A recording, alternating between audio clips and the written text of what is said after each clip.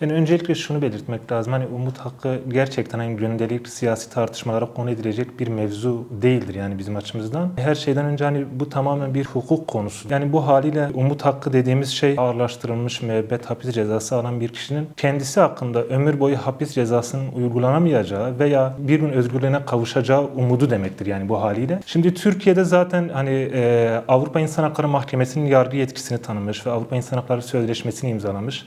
Haliyle Avrupa İnsan Hakları Mahkemesi'nin bu konuda umut hakkına ilişkin birçok kararı bulunmaktadır. Türkiye hakkında da verdiği kararlar bulunmaktadır. Yani haliyle bu kararlar bağlayıcıdır ve bu kararların da uygulanması gerekmektedir. Bu nedenle aslında hukuki olan bir konunun bu kadar siyasi bir tartışmaya evrilmesi yani bizce çok böyle kabul edilecek bir durum da değildir. Söz kurmanın bir anlamı yani kalmamaktadır. Yani bu nedenle her şeyden önce hem işte Fethi Yıldız hem de Devlet Bahçeli tarafından sıkça dile getirilen umut hakkı ki hukuki bir konudur ve hukuki bir haktır, bir insan hakkıdır.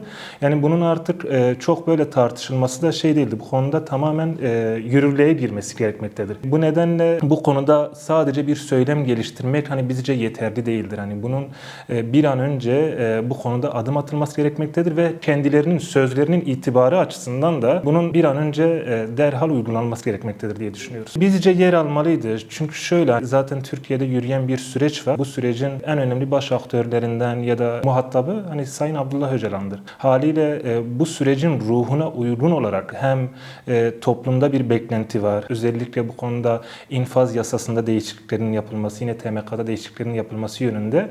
Yani bu haliyle özellikle ahim kararlarıyla beraber ortaya çıkan umut hakkının yer alması gerektiği kanaatindeyiz biz. Umut hakkının uygulanmaması aslında süreç açısından ciddi anlamda sakatlıklara yol açmaktadır aslında. Toplumda ciddi anlamda bir beklenti var. Yani Sayın Abdullah Öcalan bu sürecin en önemli faktörüdür ve süreci yürüten bir taraftır.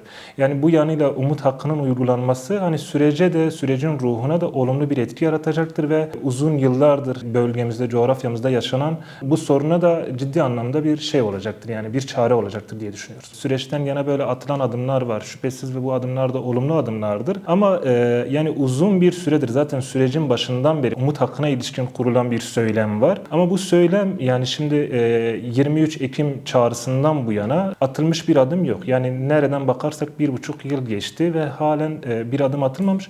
Bu da toplumda en azından sürece olan güveni de zedelemekte ve ciddi anlamda sürecin tarafları açısından bir samimiyet testine dönüşmüş diyebilirim. Umut hakkı bir insan hakkı, bir insan hakkıdır ve hem Sayın Abdullah Öcalan üzerinde hem de binlerce mahpusu ilgilendiren bir konudur bu. Ve uzun yıllardır Türkiye'de maalesef hani devlet aygıtları tarafından bu konuda bir yasal bir değişiklik ya da mevzuatta bir değişiklik ya da bir revizeye gidilmemiştir.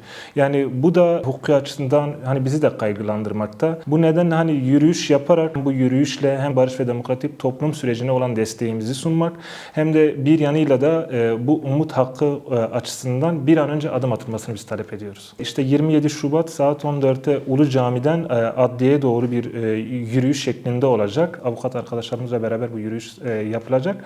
Yürüyüşten sonra adliyede işte hem Adalet Bakanlığı'na hem komisyonlara hem de Meclis Başkanlığı'na mektup gönderilecek ve mektupla beraber hani umut hakkının bir an önce uygulanmasını biz talep edeceğiz. ÖHD olarak ve kurumlar olarak, hukukçular olarak bu yürüyüşe güçlü bir katılımın sağlanmasını biz istiyoruz. Yani bu nedenle bütün hukukçulara ve avukat arkadaşlarımıza çağrımızdır. Hani bu yürüyüşü güçlü bir şekilde desteklemelerini istiyoruz. Bu aslında bütün hukukçuların sahip çıkması gereken bir yürüyüş. Umut hakkının uygulanması insan haklarına aslında bağlılığın bir göstergesi. Biz hükümete, iktidarı umut hakkını uygulasın, bu noktada yasal düzenlemeleri yapsın diye ilk başta Ulu Cami'den Diyarbakır Adliyesi önünde bir yürüyüş gerçekleştireceğiz. Bunun akabinde meclise bununla ilgili yasal düzenlemeleri yapması adına bir mektup göndereceğiz.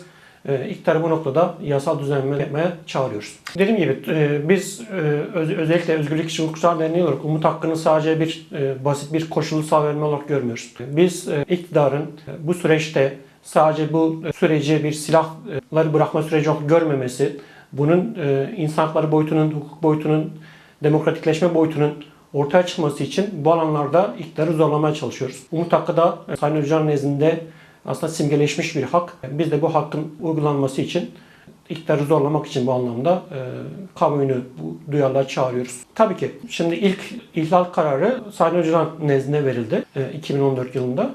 Daha sonra verilen kararlar da oldu Türkiye aleyhine. Biz bu kararların uygulanması noktasında da evet bu yürüyüşü gerçekleştiriyoruz. Kesinlikle hani bu sürecin ivme kazanması için umut hakkının uygulanması, Sayın Öcalan'ın statüsünün netleşmesi ve dışarıyla iletişiminin açık olması. Özgürlük için Hukukçular Derneği olarak düzenlediğimiz bu yürüyüş 27 Şubat aslında ilk çağrının yapıldığının 1. yılında Diyarbakır Ulu Camii önünden Diyarbakır Adliyesi'ne kadar yapılacak. Saat 14'te yürüyüş başlayacak. Bütün hukukçuları ve bu konuya duyarlı herkese yürüyüşe davet ediyoruz.